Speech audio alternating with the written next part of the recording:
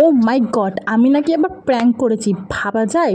আসলে কোনোদিনও প্র্যাঙ্ক করিনি আমি, তাই হঠাৎ ইচ্ছে হলো একটু প্র্যাঙ্ক করা, তাও আবার পিসির সাথে। মানে অ্যাকচুয়ালি কী বলো তো, ছোটোবেলা দিয়ে কোনোদিনও পিসির হাতে মার খায়নি, তো তাই খাওয়ার জন্য পিঠটা শুশুর করছিল, এই জন্য ভাবলাম একটা প্র্যাঙ্ক করি।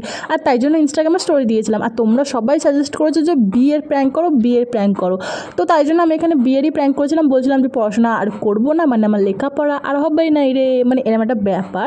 তো পিসির রিয়াকশান আর কথাবার্তা তো একদম ধামাকাদার ছিল। যাও, ফুল ভিডিও আপলোড হয়ে গেছে, দেখো গিয়ে, আর শেয়ার করে দাও বন্ধুদের সাথে, আর কমেন্ট করো। হ্যাঁ, কমেন্ট করলে না আমার ভালো লাগে নতুন নতুন ভিডিও আনতে। আর হ্যাঁ শোনো, এই ভিডিওটা দেখে মানে অনেকে মানে একটু রেগে রেগে কথা বলেছি, আমি আসলে পিসির সাথে মেরমভাবে কোনোদিনও কথা বলি না, বাট না বললে ব্যাপারটা সিরিয়াস হতো না, তাই জন্যই বলেছিলাম। কেউ প্লিজ কোনো ভুলভাল কথা ভেবো না।